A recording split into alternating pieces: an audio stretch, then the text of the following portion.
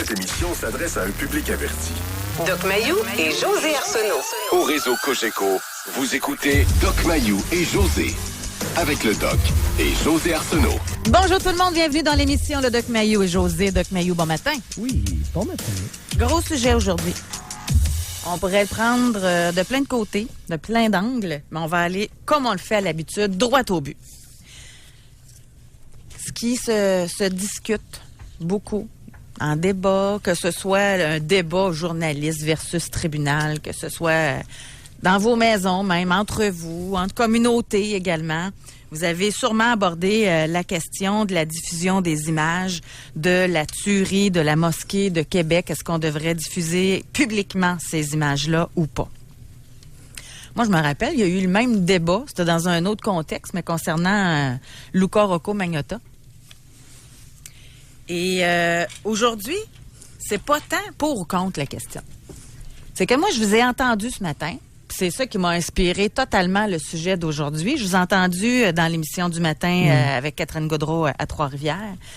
Puis il y a une phrase que vous avez dite, parce que évidemment, dans ceux qui sont contre la diffusion, c'est toujours l'argument, oui, mais ça peut traumatiser du monde qui va regarder ça, là. Imaginez qu'il y ait des jeunes enfants qui tombent là-dessus, ça va les traumatiser. C'est toujours le traumatisme, la peur du traumatisme de celui qui va regarder ces images-là. Puis vous avez dit, mais sans où les études là-dessus, là? Ça repose sur quoi, ça? La peur du traumatisme. Mais puis là, je me dis, il n'y a pas tort. Il y a de quoi de... Ça vient d'où? C'est-tu la peur? On est-tu dans la peur d'avoir peur? Moi, personnellement, Rocco Magnotta, c'était disponible, puis je suis pas allée le voir. Ça ne m'intéresse pas du tout. Je trouve ça même débile mental d'aller voir ces images-là. Ça apporte rien à ta culture personnelle. Moi, je trouve que c'était du voyeurisme. Mais il y en a qui sont allés. Dans le cas, vous y allez plutôt au niveau de la liberté d'expression. Vous êtes contre la censure, que ce soit disponible. Et je pense, je vais pas mettre des mots dans votre bouche, mais que vous faites confiance au jugement des gens. S'il y en a qui sont prêts à les regarder, ils regardent. Puis ceux qui sont pas prêts à les regarder, ils regardent pas. Moi, je veux juste dire un petit point là, concernant l'argument. Oui, mais les enfants des victimes, si plus tard ils tombent. Moi, je pense pas que ça se puisse tomber par hasard sur ces images-là. Moi, je pense que les images pourraient être disponibles et que tu décides de peser supplé. Tu peux pas tomber par hasard là-dessus. Ou admettons que tu tombes par hasard là-dessus, tu te revires la tête puis tu t'en vas. Tu sais, tu as toujours le libre choix de décider. Moi, ma mère, quand elle est décédée, j'avais la possibilité d'aller l'identifier. J'ai dit non. J'avais le choix d'y aller. J'ai refusé d'y aller. C'est mon choix à moi. Mon père et mon frère sont allés. C'est leur choix. Vous comprenez? Fait que moi, j'y vais comme ça. Tu sais, tout le monde ramène ça à ses enfants. Je vais finir d'arrêter de parler. On dirait que je pensais pas d'en avoir autant à dire que ça. Non, c'est intéressant. Mais je ramène. Tout le monde ramène ça à leurs enfants. Oui, mais si mon enfant tombait là-dessus. Mais encore une fois, tu sais, je me dis, chez nous, là, c'est quoi qui inciterait ma fille à aller voir ça, là? Ça serait quoi son objectif? Fait que je pense pas qu'il y aurait tant de monde que ça qui irait voir ça, moi, personnellement.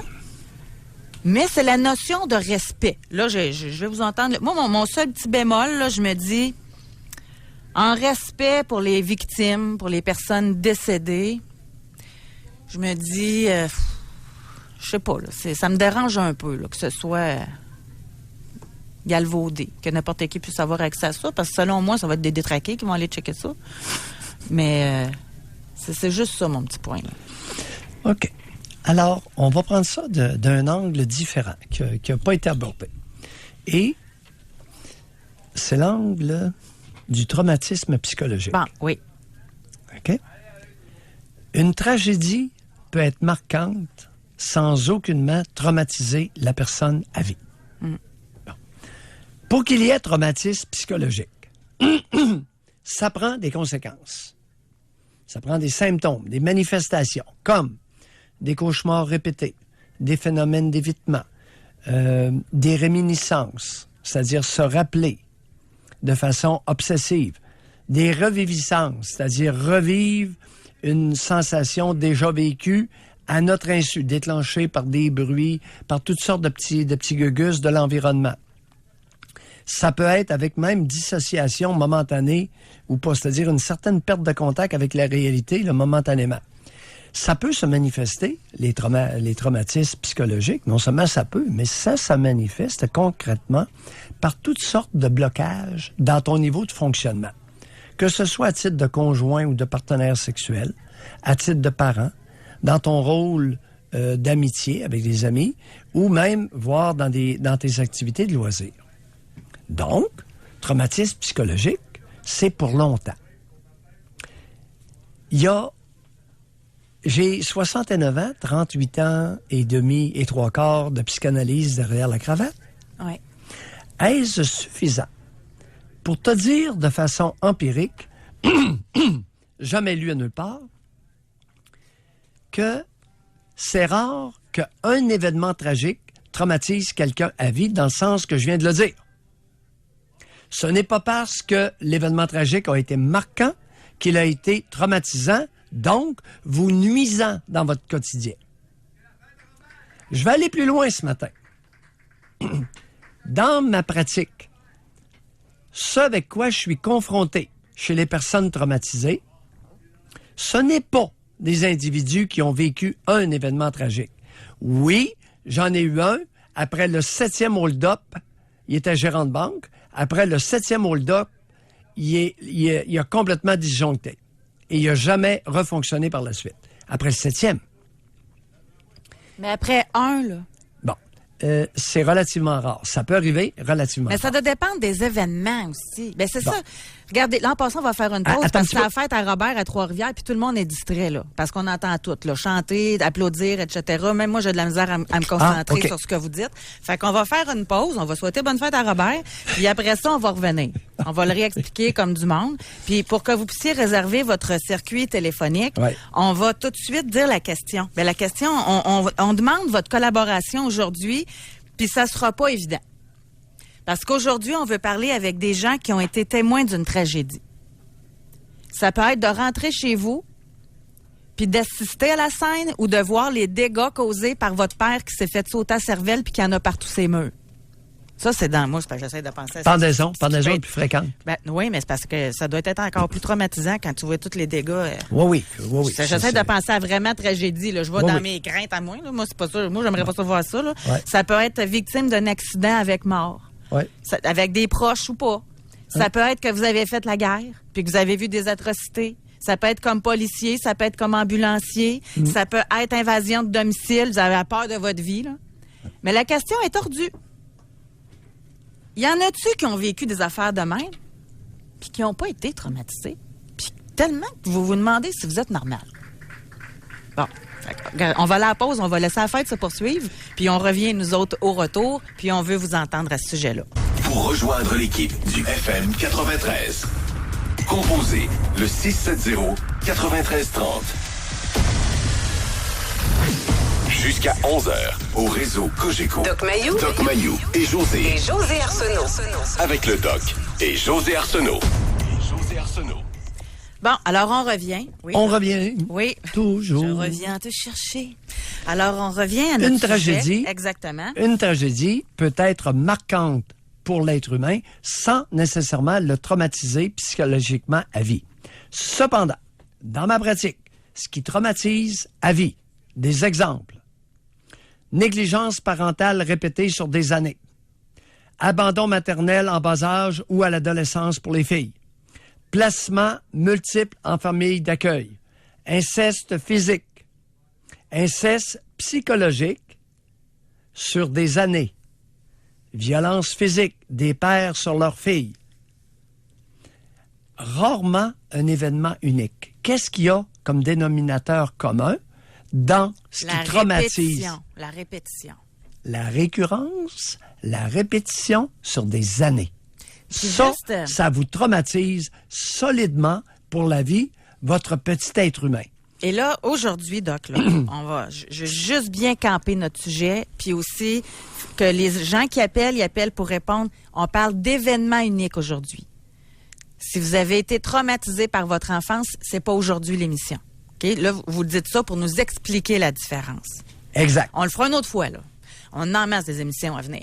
Mais là, aujourd'hui, parce qu'on fait référence... Admettons que quelqu'un tombe sur la vidéo de la tuerie, parce qu'on a peur que ça traumatise les gens.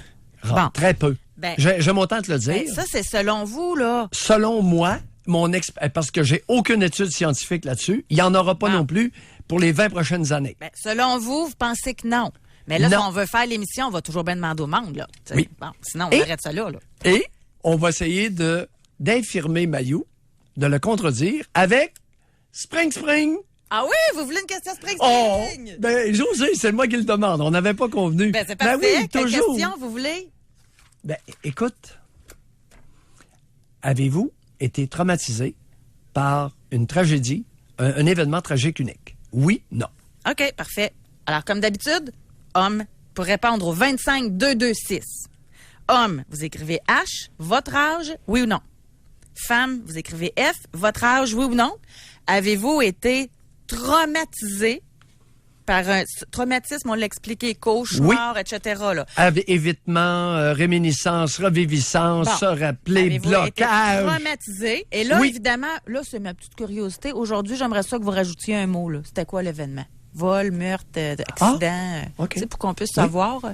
Puis, fait que oui ou non. OK? Fait que c'est parti. Puis, j'insiste pour pas avoir à leur dire tantôt, là, vous pouvez pas, ça prend pour qu'on puisse comptabiliser avec notre logiciel, ça prend ces 3 éléments-là. H, âge, oui ou non. OK? Ou F, âge, oui ou non. Maintenant. Oui. Moi, j'ai juste une petite question avant d'aller parler avec Eric. J'ai pris un goût avec ton Spring. C'est le fun. Parce que hier, j'ai été déculotté. On est vraiment resté surpris. Tabarnouche. En tout cas, allons-y. Bon. Oui. Qu'est-ce qui fait que 2 personnes vivent un même événement unique et qui réagissent de façon différente? J'ai en tête. Moi, je vais vous raconter un exemple dégueulasse, là, OK? Quand il arrive, j'ai donné cet exemple-là tantôt parce que moi, je pense que c'est la pire affaire que je voudrais voir dans ma vie. Là, admettons, tu rentres chez vous, puis quelqu'un s'est fait sauter la cervelle, puis tu as tous les restes sur le mur, là. OK? Ça prend du monde nettoyer ça, là. Ben, moi, je me rappelle d'avoir parlé avec des gens de Calinette, puis c'est eux autres qu'on appelle, là, ou d'autres là, qui sont dans le domaine, c'est eux autres qu'on appelle là, pour aller nettoyer ça. Ben, il y en a qui sont allés juste une fois. Là. Puis il y en a d'autres qui sont capables de faire ce travail-là. Comment on explique ça? Qu'est-ce qui fait qu'une personne est capable de plus en prendre ou de moins? Écoute, on le sait pas. Alors, exercice d'humilité ce matin pour Mayou, je ne le sais pas. Cependant, tout ce que je peux te dire, c'est que je peux te parler de la diversité de la faune humaine. Dans le monde, là, dans la collectivité, il y a toutes sortes de monde. Et c'est une sacrée bonne affaire qu'il en soit ainsi. Si Dieu nous a créés différents, il a fait un sacré bon coup cette journée-là. Puis si c'est le résultat de l'évolution, pour assurer la pérennité de l'espèce, maudite bonne affaire. Là, on a des histoires, on a des gens qui ont répondu à notre appel. Oui. Puis aujourd'hui, ça sera pas facile. Là. On veut parler avec des gens qui ont vécu des tragédies. On va commencer par Éric. Éric nous appelle de Québec. Bonjour Éric, merci d'être là. Salut, ça va bien? Éric, on vous écoute? Qu'est-ce que vous avez vécu? Oui. OK, écoute-moi, c'est dans début 90, 90-91, je suis pas sûr de la date exacte, mais fêtait la Saint-Jean-Baptiste et les plaines d'Abraham, puis il y a un gars qui a été poussé, il s'est tiré dans le feu, peu importe la raison, là. J'étais à 50 pieds de lui. Écoute, j'ai pu jamais refêter à Saint-Jean-Baptiste depuis ce temps-là. C'est arrivé en 1991, plus précisément, Éric. 91, hein? Puis lui, il s'est jeté dans le feu, puis il était au moins 20 minutes dans le feu. Là. Vous avez assisté à ça. C'est plus long que ça, là. Oui. Puis, tu sais, c'est comme l'odeur, les lambeaux de chair, excusez, là, mais tu sais, c'est à peine croyable. Tu sais, au début, le monde pensait que c'était un mannequin, moi le premier. Tu sais, le monde riait, il y en a qui se battaient, il y avait toutes sortes d'émotions autour de ça. Tu sais, il voulait venir éteindre le feu, mais il était pas capable parce que le monde à l'autre bout, il savait pas qu'est-ce qui se passait. Ça a été, pour moi, en tout cas, un très, très gros traumatisme. Ça a fait quoi? Expliquez-nous le traumatisme suite à cet événement. Moi, premièrement, les plaines d'Abraham, j'essaie d'éviter ça le plus possible. Exactement. Phénomène d'évitement. C'est à quoi je référais tout à l'heure, José. Oui, continuez. Phénomène d'évitement de l'endroit. Ouais, puis après ça, à chaque Saint-Jean-Baptiste, j'ai l'odeur qui me revient au nez. OK? On Et appelle ça une reviviscence. Alors, vous Une revivez à chaque Saint-Jean-Baptiste l'odeur de chair brûlée. Oui. Ouais. Je fais quoi, moi, avec ça? Parce que même encore, à 91, là, je suis pas bonne en mathématiques, là, mais ça fait quoi, 17 ans, plus que ça, 27 ans? 27 ans? Plus que ça, ouais. 27 ans à peu près, 27 ouais. ans? Ouais. Alors, vous faites quoi avec ça? Ben, c'est ma question, là. Vraiment, moi, j'ai beau essayer de vouloir m'enlever ça dans la tête, puis Éric? de dire qu'écoute, ça n'a pas de lien avec moi, tu sais, j'ai pas d'attachement envers ce gars-là. Non, attendez un peu. Éric, on se perdra pas inutilement. Oui. Comment vous vous êtes senti pendant que le type routissait? Fâché. Expliquez-vous. Parlez. J'étais fâché contre les événements, j'étais fâché contre les gens qui riaient, j'étais fâché contre la stupidité humaine.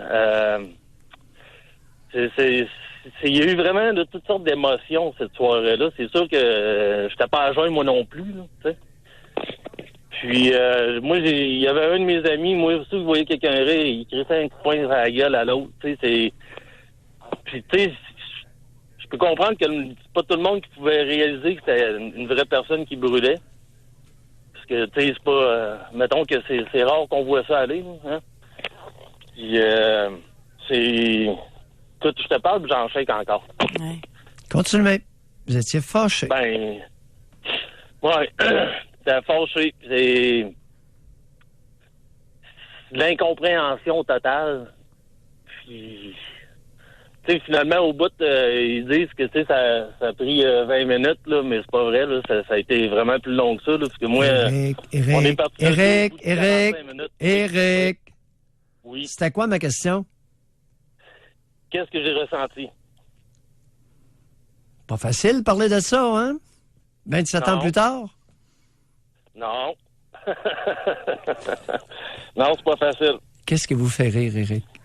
Pourtant, je viens de vous parler fermement. C'est un rire vraiment nerveux, là. Expliquez-le. Il y a vraiment rien de drôle dans l'histoire, finalement. Non. Il y a quelque chose qui vous a fait rire. Puis lâchez-moi le rire nerveux. Non. Qu'est-ce qui vous a fait rire? Je vous ai ramené à la question que je vous ai posée. Ça vous a fait rire? Oui. Ben, je voulais pas rire de la question, là, vraiment. Là. C'était plus, non, je le sais. Défendez-vous pas, je vous attaque pas. On essaie de vous comprendre. Non. Oui, mais c'est ça, je suis parti à rire parce que, tu sais, dans le fond, c'est vraiment... À date, avez-vous eu l'occasion de parler avec quelqu'un de ce que vous êtes en train de discuter avec moi et avec José? Ben, pas comme ça. Tu sais, j'en ai déjà parlé, là, mais... Comment se fait-il que en 27 ans, vous n'avez pas trouvé quelqu'un qui s'intéresse à comment vous vous êtes senti sur les lieux? J'ai probablement pas cherché. J'ai pas... Tu sais, j'étais pas vieux, 17 ans dans ce temps-là, à peu près. Là. Tu sais, ça... Éric, fait que, première fois, je vais vous demander un exercice. La première fois que vous avez été fâché et révolté par la stupidité humaine, vous aviez quel âge? Ben, je pense que ça a pas mal été cette journée-là. Là, non, que j'ai réalisé que l'humain pouvait être stupide. Cherchez, grattez. J'étais plus vieux que ça. Grattez. Avant l'âge de 17 ans, la première fois que vous avez été fâché contre un événement et la stupidité d'une personne, vous aviez quel âge? À la petite école. Racontez. Quand le monde... Ben là, quand le monde, il... Tu sais, je sais pas, moi, j'avais une face à me faire écœurer, c'est que... Je sais pas, moi, c'est à partir de ce moment-là que j'ai trouvé que... Bon, vous étiez vulnérabilisé. Vous aviez une face à vous faire écœurer. Qu'est-ce qu'elle avait, votre face? Qui justifiait qu'on vous... J'étais un petit garçon... pas comme les autres dans ces années-là. Comme, tu sais, j'étais un TDAH, mais...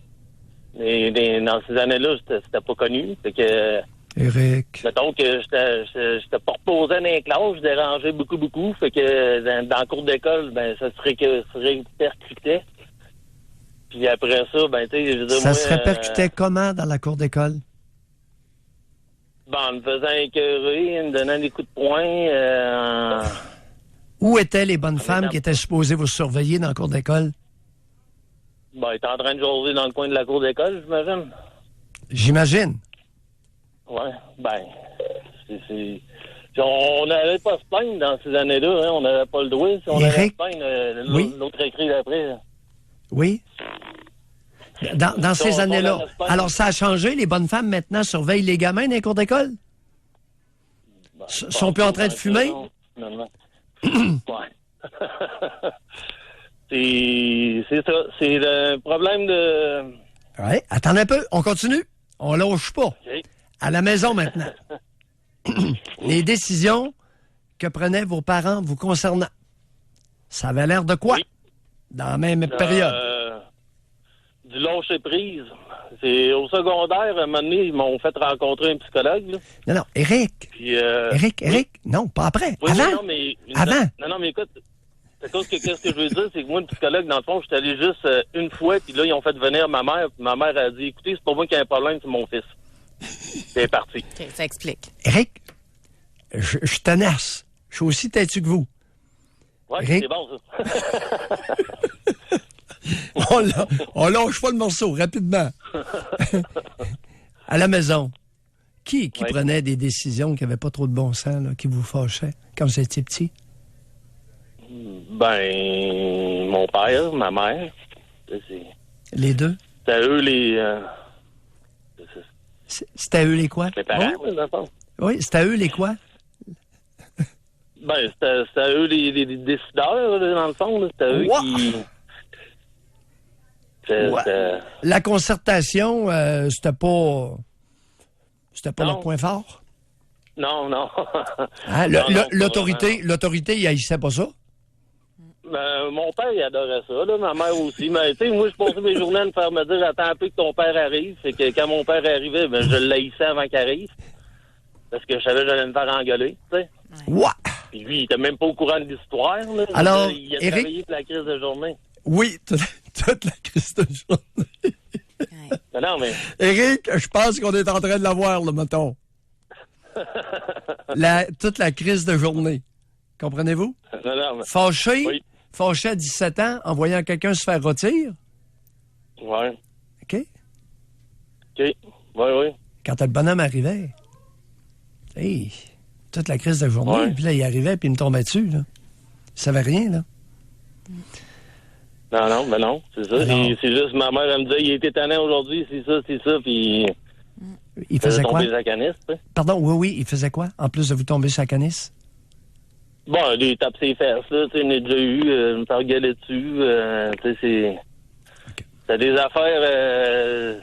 Mais tu sais, on pardonnait dans ces années-là. je sais pas, Non, ça on pardonne endurait. pas. On pardonne pas. Non, on examine. OK? Alors, OK. fâché, l'émotion ressentie pendant que l'individu rôtissait.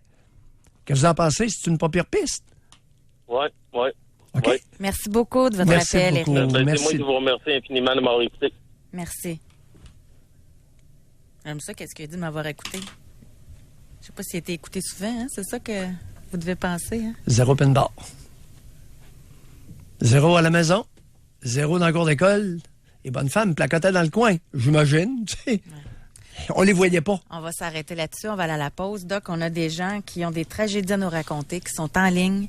On va leur demander de patienter. On va vous parler tout de suite au retour. Et pendant ce temps, si vous avez vécu un drame, une tragédie, on aimerait ça que vous ayez nous texter au 25226 et répondre à cette question. Est-ce que vous avez été traumatisé?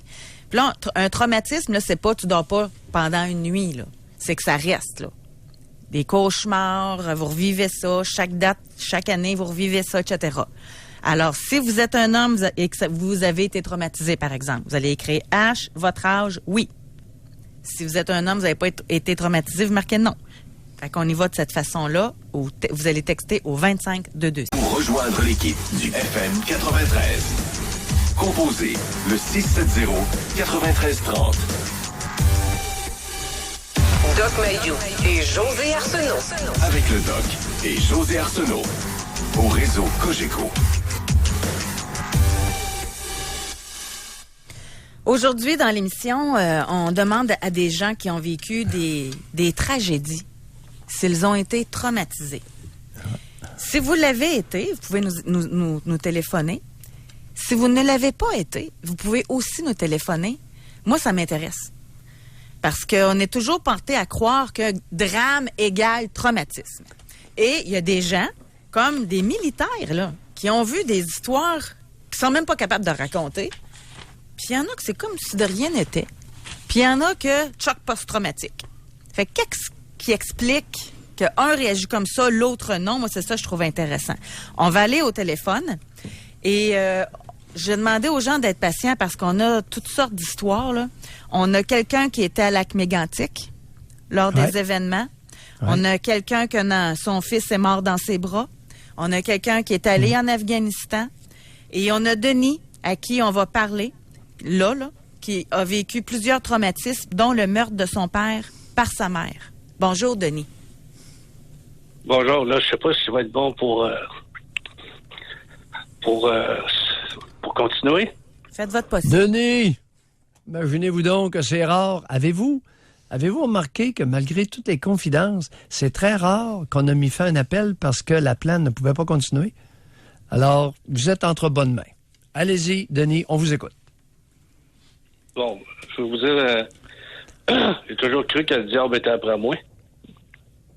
1973, ma mère tue mon père. Mon pyjama est plein de sang. Je me ramasse au poste de police à Parc Victoria, dans une cellule, la porte ouverte, parce que dans ce temps-là, il n'y avait pas de DPJ. Alors, je suis placé dans une famille de foyer d'accueil. Pendant 7 ans, la femme me bat tous les jours. En 78, j'ai fait une tentative de suicide. Je me coupe les tendons de la main gauche. Oui. Je me tire dans la rivière Saint-Charles. Oui. Mais il y a du monde qui m'ont vu, fait qu'ils m'ont ramassé. Là, j'embarque dans le crime. Je me ramasse au pénitencier. J'ai vécu les meurtres à Archambault avec des gardiens qui ont été tués devant moi, presque décapités. J'ai été transféré après ça au Saint-Vincent-de-Paul, le pénitencier de Saint-Vincent-de-Paul, où j'ai vu des meurtres à 2 pieds de moi, des meurtres des rendements des connexions, là, des gens là, qui n'avaient pas payé leurs dettes, là, puis qui se faisaient tuer. Oui, des meurtres de co-détenus, là. Des co-détenus. C'est ça, oui. OK. Alors, aujourd'hui, j'ai bien de la misère. Avec quoi? Ça fait 3 ans que j'ai de la misère. Ah? Parce qu'il y a des choses qui ressortent, là, puis j'ai aucun contrôle. Comme? Ben, je veux dire, un exemple, là, qui me frappe moi-même, là. Oui. Un exemple, j'écoute un film d'animation. Et dans le film d'animation, il y a comme on va dire, un lion qui rencontre son bébé lion, là. Une lionne. Puis, donc, c'est une lionne. C'est une lionne ou un mâle? C'est le mâle qui rencontre... Oui, c'est important. Mais, bon, c'est le père. Ah, c'est le lion père qui rencontre le petit. OK. Ouais. De sa progéniture. Oui, puis là... oui. Aucune idée. On dirait qu'il y a quelque chose d'autre que moi qui... Je pars à voyer. Là, si je suis avec quelqu'un, je suis obligé d'aller me cacher. Puis si je suis à mon emploi, ça part tout seul, je suis obligé d'aller quelque part essayer de me contrôler. Attendez un peu, Denis. Avez-vous remarqué la passe que vous avez essayé de vous faire à vous-même? Dans le film d'animation, vous vous êtes refusé à vous-même de considérer si c'était le lion père ou la lionne mère. Bon, non, parce que pour moi, c'était pas important. C'est ça. Mais non, tout est là. Ce qui est important, c'est l'enfant. Non. C'est le parent. Peut-être. Ben oui, parce que votre mère a tué votre père, a été sacrée en prison, Fait que vous avez perdu Non, les ils deux? l'ont pas mis en prison et ils ont découvert qu'elle avait un tumeur au cerveau. Elle est morte combien de temps après? Autour d'un an. Elle est décédée 1 an. C'est ce qui explique la bizarrerie de son... Écoutez, est-ce que ça jouait dur? Et est-ce qu'un de vos deux parents ou les deux étaient dans la criminalité? Jamais. C'est du monde qui allait à l'église, même le dimanche. Non. Ni ma mère, ni mon père m'a jamais levé la main sur moi. J'ai toujours été Non. super correct. Oh. Dans vos oncles, tantes, y avait-tu de la criminalité ou pas du tout? J'ai pas connu ça. OK, vous les avez pas connus? Non, mais dans mais la on vient- des deux côtés, Ben oui, de mon on père vient et de ma avec mère, le film- c'était le tout film du monde d'ani- ordinaire. OK, le film d'animation est vraiment important. Alors, c'est le lion père qui rencontre son petit. Racontez-nous, qu'est-ce qui arrive dans l'histoire du lion père qui rencontre le petit, sa Ben, progéniture? il y avait eu un événement tragique, un drame. Un exemple, ça pourrait être, parce que c'est arrivé plusieurs fois dans plusieurs circonstances. Là. Mettons, ça pourrait être, il a perdu son fils ou n'importe quoi. Ça peut être n'importe quel film. Ça peut être un film réel là, avec des vraies personnes. Là. Non, essayez de vous c'est- souvenir de celui-là, il est important. Moi, je l'aime beaucoup. Qu'est-ce que le lion père je pense faisait que- avec son petit? Parce que chez les lions, il le père... réconfortait. Le lion père réconfortait son petit. Oh! Ouais. Et pourquoi le lion père devait-il réconforter son petit? Parce qu'il l'avait perdu. Il l'avait perdu de vue dans la jungle. Oh! Et la mère lionne était où? Ah, je sais pas. On ne sait pas où était la mère lionne.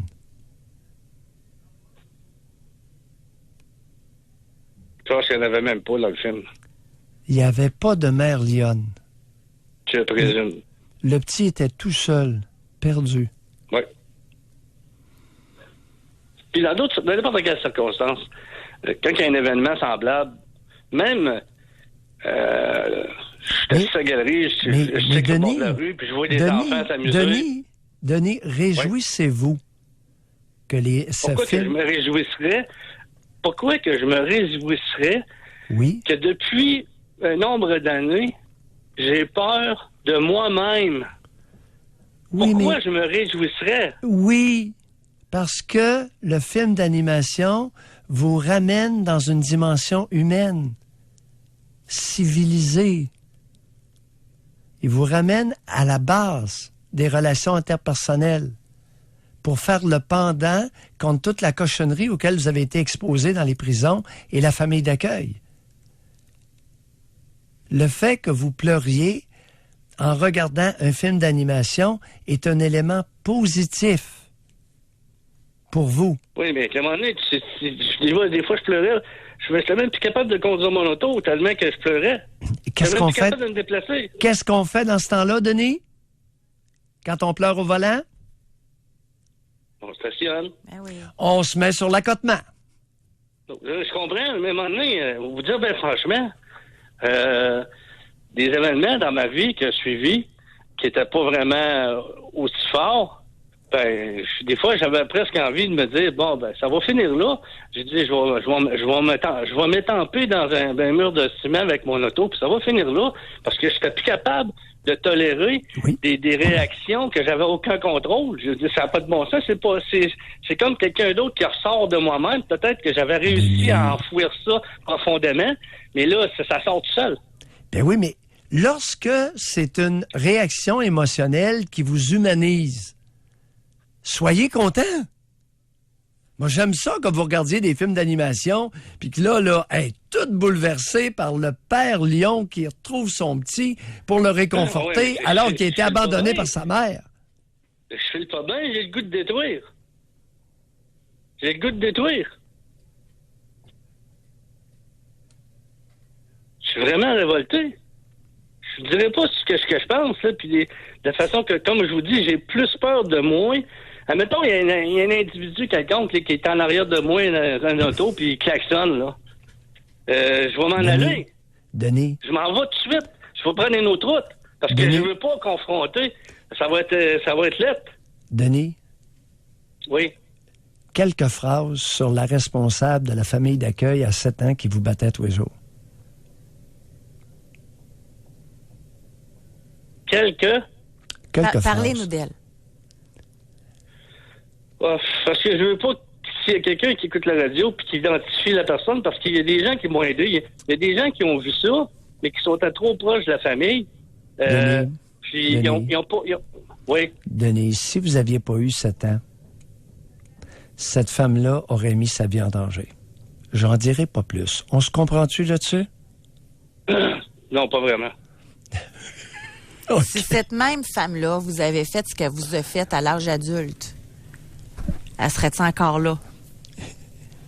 Ah bon, pour vous demandez, vous disiez que j'étais plus solide qu'elle? Oui. C'est une façon, oui. OK?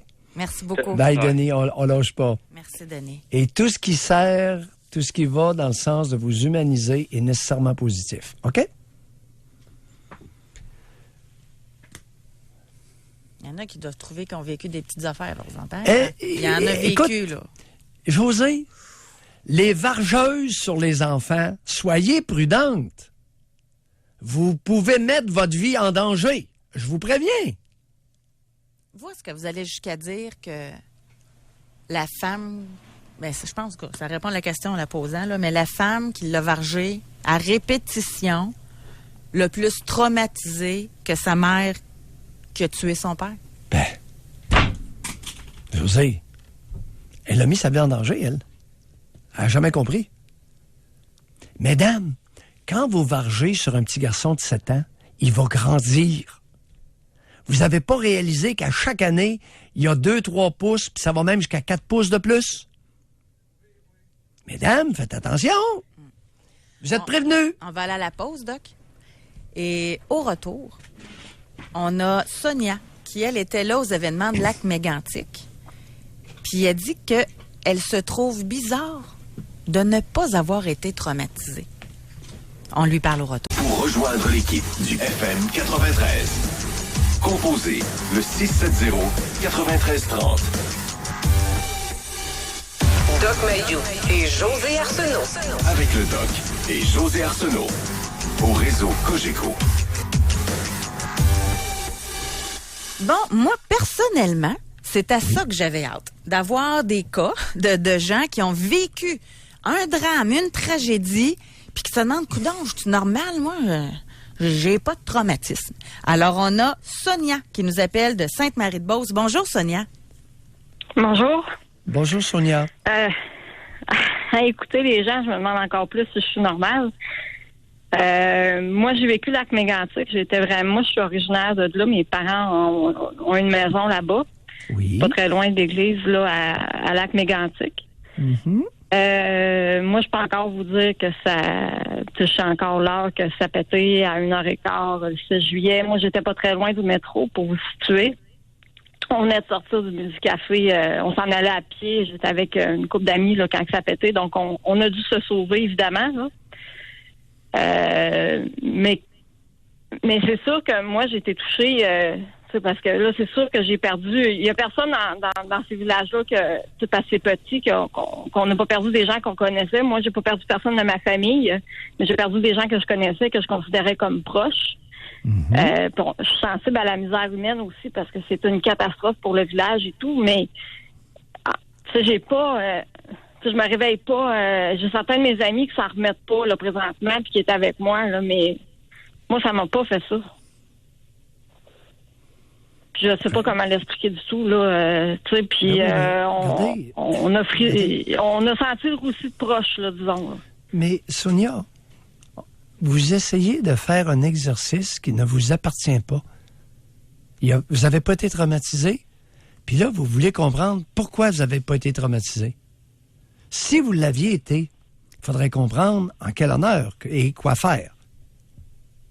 Ça m'apparaît un peu étrange, convenez avec moi, que quelqu'un qui n'a pas été traumatisé cherche à comprendre pourquoi il ne l'a pas été. Ben moi, je comprends ça. Ben, je me le fais reprocher. Parce que je me le fais reprocher, je me fais traiter d'insensible par les gens autour de moi. Bon, là, on a un problème. Qui vous dit ça? Je cherche pas l'épine dans le foin à me causer des problèmes, mais je me le fais reprocher autour de moi. Mais qui vous reproche ça? C'est pour ça. Qui vous reproche ça? Les amis qui étaient avec moi, ils me disent tout le temps, mais voyons, tu sais, parce que je sais pas si vous avez vu sûrement les images partout. Nous, il y a eu des boules de feu, là, tu sais, on s'est sauvés, là, tu sais, ça a vraiment été, puis il y a pas, tu sais, 15 minutes avant, on y était, là. On était sur la terrasse, là, en arrière, là. Tu sais, il y a bien des circonstances qu'il aurait pu faire, mais moi, je me suis dit, bon, j'étais pas là, c'était pas mon heure d'attitude, moi, ça s'arrête là pour moi.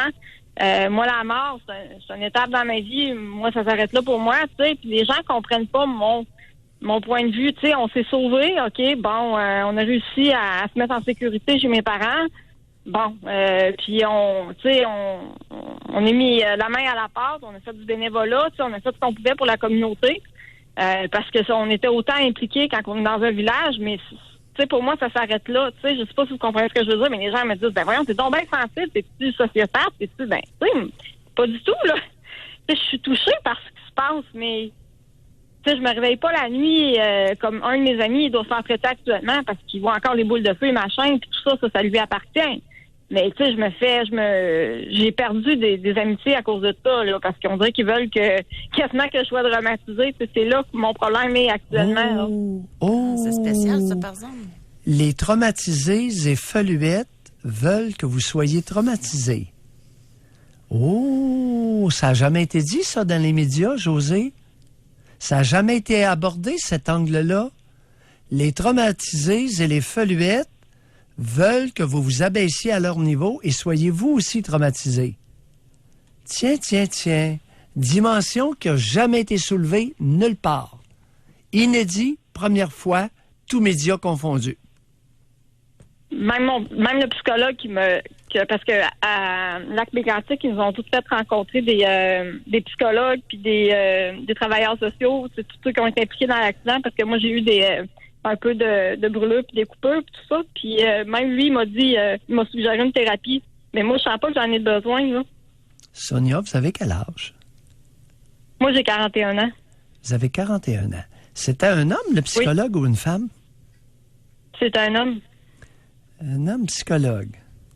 Et il vous a suggéré une thérapie en dépit du fait que vous n'étiez pas traumatisé. Oui. Il m'a dit que je devais cacher ça à l'intérieur de moi puis ça allait ressortir un jour. Tout qu'un psychologue. Qu'est-ce que vous en avez pensé de cet individu-là?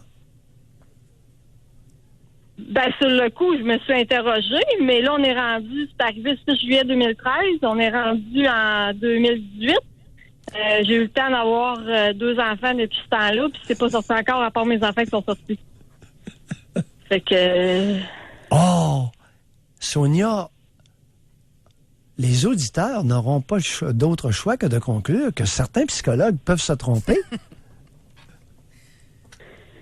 Mais, tu sais, c'est comme j'ai dit, je suis sensible à ce qui s'est passé, puis c'est vraiment un gros drame. Là, puis Sonia.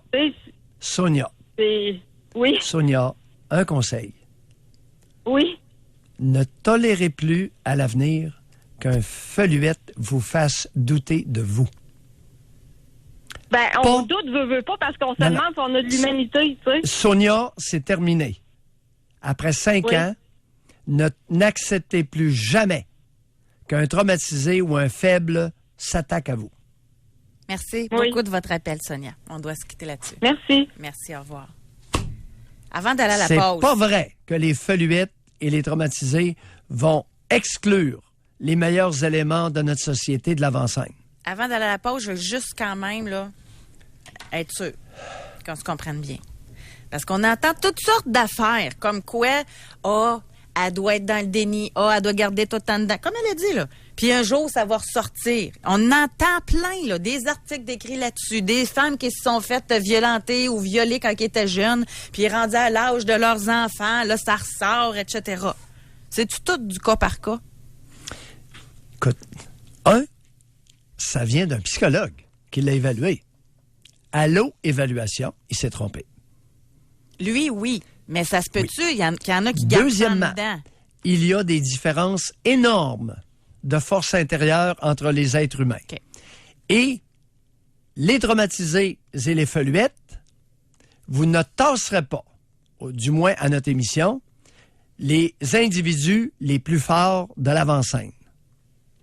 Parce que savez-vous à quoi ça m'a fait souvenir, ce témoignage-là? Bon, on va à la pause, je le sais, là.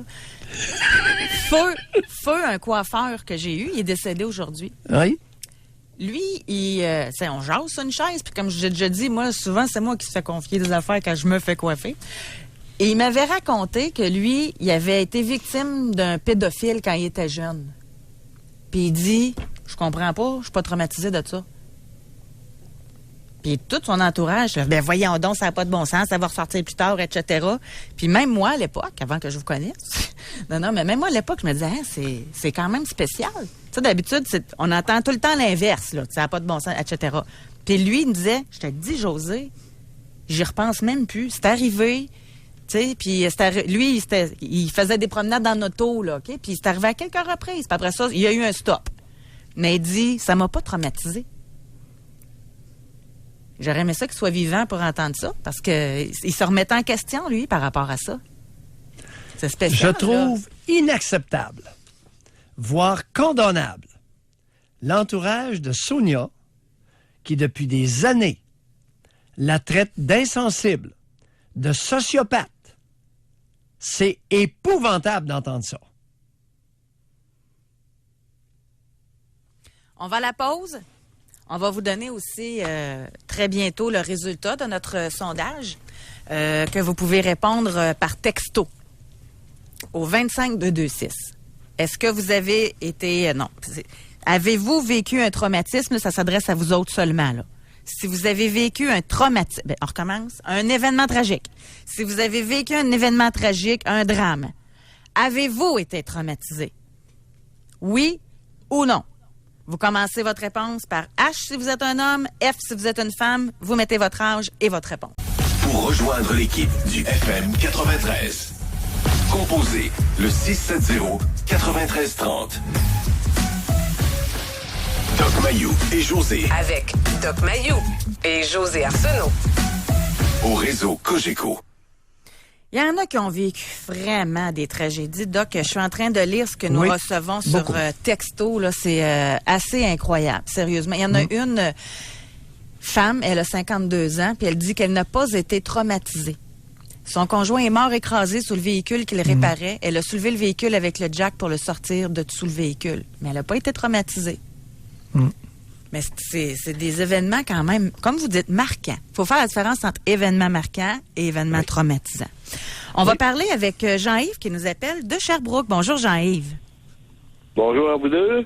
Jean-Yves. On vous écoute. Moi, j'ai deux côtés à mon intervention. La première, c'est il y a une dizaine d'années, moi j'ai 62 ans, il y a une dizaine d'années, il y a un petit gars qui s'est fait frapper presque en avant de chez nous. Il est mort. Puis j'ai de la misère à parler. Il est mort dans mes bras. Puis là, j'ai été un an et demi là, à faire des cauchemars, à me réveiller la nuit, à broyer. C'est-tu parce que je suis traumatisé ou si c'est parce que je suis trop sensible? Parce que tu sais pas quand... Non, continuez, hypothèse. Est-ce que c'est parce que je suis traumatisé, je suis trop sensible? Quoi d'autre? C'est ça qu'il faut chercher, là. Il y a peut-être d'autres raisons. Je vois pas d'autres choses. C'est parce que à toutes les fois que ça vient sur le sujet de cet accident-là, je viens... j'ai de la misère à en parler. Là, c'est vraiment... Oui. C'est dur. Puis encore là, comme moi, j'ai de la misère. Là. Jean-Yves, quel âge avait le petit bonhomme? Il avait une dizaine d'années. Il avait 10 ans. Il avait l'âge de mon gars. Oh! Ouais, l'âge de mon fils. Ouais, puis quand j'ai sorti du garage, quand j'ai entendu le bruit, j'ai vu de la poussière à l'autre bout de la rue. Fait que à un moment donné, j'ai vu là, que c'était un vélo vert, lime. Puis mon gars, on le faisait traverser, nous autres, avec, on ne laissait pas traverser le chemin, puis il passait tout le temps là. Fait que sur le coup, là, je pensais bien que c'était lui, là, mais quand je suis arrivé, j'ai vu que c'était un autre petit gars. Puis c'est ça, là, il est en train de... Il s'est éteint dans mes bras, là. Attendez un petit peu. Là, vous avez, dans un premier temps, vous avez pensé que ça pouvait être votre fils qui avait le même âge? Qui avait 10 ans? À peu près le même âge, oui. Oh. Non, mon gars était plus jeune parce qu'on le faisait traverser le chemin, là, parce que le chemin était pas longtemps, là. C'est ça. On ne fait pas traverser un garçon de 10 ans. Quel âge qu'avait votre petit bonhomme à l'époque? Le mien, il devait avoir 6 ans, 7 ans? peut-être. Ah, pardon? 7-8 ans. Oh, à 7-8 ans, vous alliez Je le me faire rappelle traverser la rue? Oh oui, parce que je verrais ça ici, là, c'est... Non, je vous pose la question. Oh oui, je l'ai traversé. Oh boy, c'est une place un peu spéciale? Dangereuse? Ah oui. On a une école, en plus. Bon. Jean-Yves, vous, 10 ans. Oui. Parlez-nous de ça. Moi, à 10 ans? Oui. Ben, nous autres, on restait dans un rang de campagne, là, puis on roulait à vélo. Là. Nous autres, on roulait sur l'accotement. Là. C'est pas comme aujourd'hui. Là. On roulait sur l'accotement, puis on faisait... Puis il n'y a pas de trafic comme il y en a aujourd'hui. Là. Surtout à Saint-Élie, ce qu'on reste, c'est l'enfer. Tout le monde de la ville de Sherbrooke sont rendus à Saint-Élie. Puis le matin, t'as de la misère à sortir de la côte tellement qu'il y a des voitures, puis il n'y a pas de lumière, puis il n'y a pas de stop, il n'y a rien. Là. Oh, vous ne parlez pas longtemps de vous à 10 ans? Même pas une minute? Même pas une minute sur vous à 10 ans? Moi, j'étais souvent... Quand j'étais jeune, j'étais toujours dans le bois. On allait jouer dans le bois. On jouait ces terres autour de chez nous. Là, puis à la pêche, c'était des choses de même. J'ai eu une bonne enfance. J'ai eu le meilleur père et la meilleure mère que je peux avoir, qu'on peut avoir. Là, sauf que c'est ça, là. Donc, j'essayais de sortes d'affaires. J'étais pas... Mon père, on l'écoutait, là. Il avait pas besoin de répéter 2 fois, puis des fois, il avait même pas besoin de parler qu'on savait qu'est-ce qu'il voulait, là. Oui. Puis, et comment maintenait-il son autorité sur vous? Alors, c'est le meilleur père qu'on puisse avoir, mais il était autoritaire. Oui. On comprend qu'il se faisait obéir, puis il avait même pas besoin de parler. Comment expliquer qu'il vous intimidait à ce point-là, vous faisait peur à ce point-là? Non, on n'avait pas peur, mais on savait que c'est parce que lui, mettons la drogue. Quand il parlait, là, il était avec un de ses amis ou quelqu'un autour, là, puis il parlait, puis il disait ce qu'il pensait. Ah, ceux qui prennent de la drogue, c'est ci, puis c'est ça. Fait que il n'y a pas personne chez nous qui a pris de la drogue, là, puis on n'avait pas de... Il n'y a pas moyen de nous le dire, là. Il serait arrivé quoi si vous en aviez pris? Oh, ça n'aurait pas été bien. C'est-à-dire, c'est ça. Mettons que j'aurais fait un coup pendable, là... Oui. Puis qu'il m'aurait ramassé en dedans, là, il ne serait pas venu tout de suite. Pardon? Il ne serait pas allé le chercher. Il ne serait pas venu nous chercher tout de suite. Il nous aurait fait attendre, là. Lui, tu agis comme du monde, puis tu n'auras pas de trouble. Puis si tu fais des coups, ben gars, faut que tu payes pour, là. Oui, c'est-à-dire... Oui, un exemple. Et qu'est-ce qu'il aurait pu faire? C'est pas facile pour vous, hein? Exemple, là, on laissait nos vélos tout le temps traîner sur le bon chemin. Puis à un moment donné, il disait, ramassez vos vélos. Puis à un moment donné, il est arrivé, puis il s'est tout caché dans la grange. Fait que si vous pensez qu'il est arrivé le matin quand on est sorti, c'était à la panique. Et fait qu'on l'a jamais laissé traîner l'autre fois. C'était les affaires de même, là. C'était rien de dur, mais ça faisait comprendre que les conséquences de qu'est-ce que... Surtout quand tu étais averti de pas faire ça. Je veux dire, mon père, on a toujours eu le respect. Là, il a toujours été... oui, on l'a respecté. On l'a respecté parce qu'il pouvait prendre des moyens drôlement drastiques pour nous faire peur. Ben, drastique. Hein? Il nous faisait paniquer. Oh, vous étiez sensible. Pardon? Il devait se réveiller. Oui, il fallait lui obéir aveuglément. Est-ce que j'ai raison de dire ça? On se posait pas de questions, puis on obéissait, puis on essayait de deviner qu'est-ce que il dirait d'un comportement donné. C'est parce que ce qu'il disait, c'était de gros bon sens. Oui. Et évidemment, le meilleur père en ville était très ouvert à la discussion. On pouvait échanger avec lui, avoir du plaisir. Évidemment, n'est-ce pas, le meilleur père? Ben, des gens de cet âge-là, c'était pas des communicateurs, ben, mais on savait qu'ils nous aimaient, le gars. C'était pas un communicateur. Ah bon. Jean-Yves? Pas directement avec nous autres. Oui. Non. Les hommes dans ce temps-là, il y en a qui avaient de l'allure. OK? Parce que j'ai 69 ans. Alors, des hommes dans ce temps-là, là, des pères dans ce temps-là, il y en a qui avaient de l'allure. Il y en a qui étaient ouverts à la discussion. Il y en a qui aimaient échanger avec leur fils. D'accord? Reconsidérez, mon cher Jean-Yves. Merci de votre appel, Jean-Yves.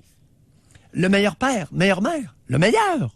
Je te le dis, ils me disent tout ça en entrevue. Ça, c'est Première fascinant, rencontre, ils ont tous eu le meilleur père et la meilleure mère. Écoute, dans ce temps-là, on pouvait pas discuter. Tu sais, il y avait un problème ils communiquaient pas. Mais ça donne que je suis plus vieux que Jean-Yves. Oh, maudit. À un moment donné, savez-vous qu'est-ce qu'on va faire comme émission? Qu'est-ce que vos parents ont fait pour votre bien? Puis que vous vous rendez compte aujourd'hui que c'était pas tant pour votre bien que ça. Hein? Ça pourrait être intéressant, ça. On prend ça en note. Parce que demain, c'est notre émission libre. Meilleur père, on n'est pas capable de lui parler. Mais c'est meilleur père. Ouais. Doc, on va aller à la pause, mais juste avant. Je veux lire un message que nous avons reçu. Oui. Je suis employé du SPP, Service de protection parlementaire à Ottawa. Je travaillais lors de la fusillade du 22 octobre 2014. J'étais à quelques mètres du tireur lorsque j'ai regroupé quelques membres du personnel pour les protéger. Étant non armé à ce moment-là, la peur et le traumatisme seulement m'ont affecté quelques mois après, lorsque je rejouais les événements de cette journée. Si c'est arrivé, si ça s'était pas arrivé. Encore aujourd'hui, je fais des cauchemars et j'ai encore beaucoup de colère contre mon employeur, car celui-ci ne nous offre très peu de support. Il préfère rester anonyme. Aucun problème avec ça. Chers auditeurs, on reconsidère notre passé en parallèle avec l'événement marquant. Colère contre l'employeur. Est-il possible que vous étiez déjà porteur d'une grosse colère refoulée? C'est une simple question comme ça. Anodine. On va à la pause. Et tout de suite au retour, je vais vous donner le résultat de notre question Spring d'aujourd'hui. Et on va vous reparler également. Est-ce que vous avez déjà vécu une tragédie? Avez-vous été traumatisé? Oui, vous pouvez nous parler. Vous vous dites, coudonc, c'est-tu normal? Je suis pas traumatisé. On veut vous parler aussi. Pour rejoindre l'équipe du FM 93, composez le 670-9330. Doc Mayou et José Arsenault. Le Doc Mayou et José, c'est le Doc et José. Au réseau Cogeco. J'ai des histoires à vous raconter incroyables de tragédies que des gens ont vécues. J'ai également le résultat tel que je vous avais promis au retour de la pause. Donc, je vais vous donner le résultat de ce que nous avons pour l'instant en ce qui concerne notre question Spring du 25-226 par texto. Est-ce que vous avez vécu un drame? On s'adressait uniquement à vous. Là, si vous avez vécu une tragédie ou un drame, avez-vous été traumatisé? Alors, tout sexe confondu, 36% des gens ont dit oui. 64% ont dit non. Chez les hommes, 31% oui, 67% non. Chez les femmes, 37% oui, 63% non. As-tu remarqué? C'est important, là. Il n'y a pas une grosse différence entre les hommes et les femmes, alors qu'on aurait cru que les hommes sont forts, sont capables de prendre des tragédies, puis les femmes sont faluettes. C'est pas vrai. Mais en vieillissant, par contre, regardez, là, en vieillissant, là, ici, chez les femmes de 45 ans et plus, 60% ont dit oui. Oh! Alors, au fur et à mesure... chez les hommes de 45 ans et plus, c'est 38%. Là, il y a une différence. Oh, une grosse.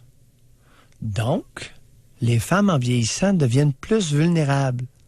En vieillissant, ou c'était cette génération-là? Parce que là, on n'a pas l'âge du traumatisme, là. De la tragédie.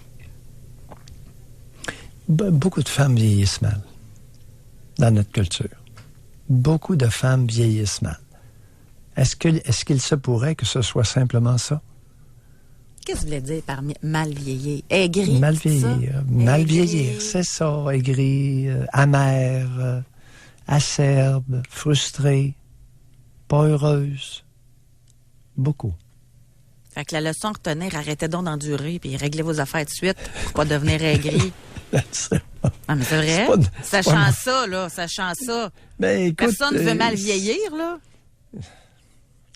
Parce que là, la différence des femmes 45 ans et plus avec les hommes, elle est énorme. On passe de 60 chez les femmes à 38, à 40. Il y a une différentielle de 20%. Alors, autrement dit, les femmes nous ont dit qu'après 45 ans, elles sont plus facilement traumatisables. Alors qu'on aurait peut-être pensé que les femmes plus jeunes étaient plus facilement traumatisables. Non. En tout cas, notre coup de sonde nous amène un son de cloche. C'est intéressant. Oui.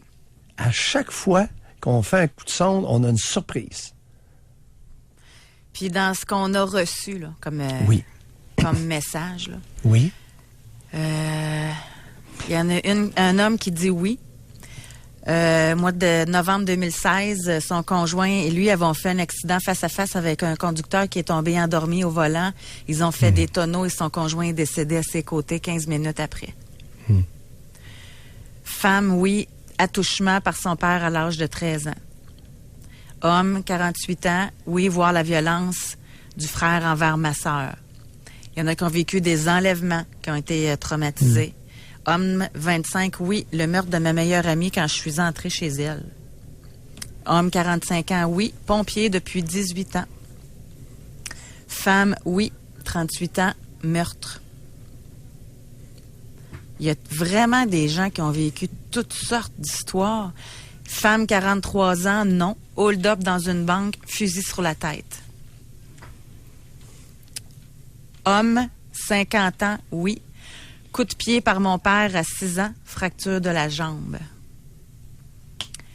Botte avec cape d'acier, c'est ce que ça fait. On va vous dire de quoi, il y a de quoi être traumatisé, là. Femme, 54 ans, oui. Enlèvement par un pédophile lorsque j'avais 8 ans. J'ai réussi à me sauver après l'abus lorsqu'il avait le dos tourné. Traumatisme, oui, homme 49. Meurtre, tentative de meurtre, émeute générale et unité, poignardage d'une femme devant 3 jeunes enfants, visite sociale en prison, pendaison. Très peu de problèmes avec tout ça pendant 20 ans, puis j'ai commencé à rêver de ces événements agressifs qu'il est maintenant, dit-il. Femme, 38 ans, oui, pendaison. Femme, 52 ans, je ne sais pas si je l'ai dit tantôt, oui, je pense que je l'ai dit. Conjoint mort écrasé sur le véhicule qu'il réparait, oui. J'ai soulevé le véhicule avec le jack. Non, elle n'a pas été traumatisée, malgré la tragédie épouvantable. Non. C'est ce que tu avais mentionné tout à l'heure. Oui. On a un policier qui nous a écrit, il dit « Vous ne croiriez pas ça, tout ce que j'ai vécu, tout ce que j'ai vu. » Il dit qu'il est traumatisé. Et il a dit pas « j'étais là, je suis policier ». Il y a plusieurs personnes qui se sont identifiées à Sonia en passant, qui nous a appelé pour nous dire qu'elle se faisait juger parce qu'elle n'avait pas eu de traumatisme suite aux événements de Lac-Mégantic. Et il y a des personnes qui se reconnaissaient entre elles puis qui avaient vécu pas mal la même affaire. Ça me dérange un peu, moi, qu'il y a des gens qui fassent se sentir mal d'autres personnes parce qu'ils ne sont pas traumatisés alors qu'eux autres le sont. Je trouve ça un peu petit. Est-ce que je peux te dire que ça me dérange beaucoup? Pas un peu. Énormément. Hey, Doc, on a une auditrice dont je vais taire le nom. Femme, 57 ans. J'ai été victime d'inceste de 5 ans à 16 ans. Mon frère a poignardé ma mère devant moi à 12 ans. Et à 29 ans, mon mari s'est suicidé. Oui, ça existe. Il y a des êtres humains qui ont des vies cauchemardesques. Ça arrive. C'est pas fréquent. Autant de traumatismes, autant de tragédies dans la vie d'une personne. Ça existe. Est-ce qu'elle a répondu oui à traumatiser? Elle l'a pas dit. Vous pouvez répondre, vous allez vous reconnaître sûrement. Là. Ben oui. On va oui ou non. présumer, Juste ouais. répondre oui ou non. Là. Je vais le voir tout de suite. En tout cas, je ne vais pas parler à sa place, là, mais Ben oui. ça ne l'est pas. Ça va être quasiment un miracle. Là. Quoi qu'on... Ce serait vraiment surprenant parce que l'inceste a duré de quel âge? De 5 ans à 16 ans. Fait que Ben son oui. frère a poignardé sa mère. En plus du suicide de son conjoint. Ouais. Il y en a une qui dit, oui, j'ai déjà été traumatisée. Je revenais d'un tournoi de soccer quand j'avais 10-11 ans. Un pick-up nous a dépassé à toute vitesse. Puis quelques mètres plus loin, un homme avec le visage plein de sang sur l'autoroute s'est mis devant notre voiture et s'est mis à crier. Nous avons ralenti. Sa femme était morte dans la voiture. L'homme qui allait trop vite a frappé un orignal. Depuis ce temps, j'ai peur de conduire le soir. Intéressant, ça, comme problématique. Très intéressant comme problématique. Elle avait 10-11 ans. Qu'est-ce qui se passait dans sa vie lorsque l'événement est arrivé? Il faut bien comprendre ici qu'il peut survenir une tragédie et que cette tragédie-là récolte toute la misère subie par une personne. Mécanisme de déplacement, mécanisme inconscient. Il y en a un, lui, on va terminer avec ça. Il dit, je ne crois pas qu'une personne puisse se remettre entièrement d'un tel traumatisme. En 89, j'ai trouvé mon frère dans son lit qui s'était tiré avec une dose en plein cœur à la suite de sa séparation à sa 3e tentative. J'avais 22 ans, il en avait 23. Suite à ça, j'ai pris beaucoup de poids. J'avais pas un pouce de graisse avant. J'étais partie dans un bar. Bref, je passais de 200 livres à 300 sur une période d'environ 10 ans. En tout cas, bref... Ça serait intéressant de savoir qu'est-ce qui s'est passé, qu'est-ce qui s'est passé dans leur vie respective auparavant. Toujours important de bien reviser s'il n'y aurait pas une vulnérabilité, une fragilité. La personne nous a répondu en passant, elle garde des séquelles, mais elle travaille fort sur elle. C'est ce qu'elle nous a dit. Oui, c'est bien. C'est ce qui complète cette émission. Merci à vous encore une fois de votre confiance, de nous avoir partagé ces drames que vous avez vécus. Merci beaucoup, Doc Mayou. Oui, à toi aussi, José. Merci beaucoup, Alex et Olivier. À demain, sujet libre demain et préparez vos questions. Bye bye. Mayou et José. Soyez là demain, 9h30, pour une autre édition du Doc Mayou et José. Au réseau Cogeco.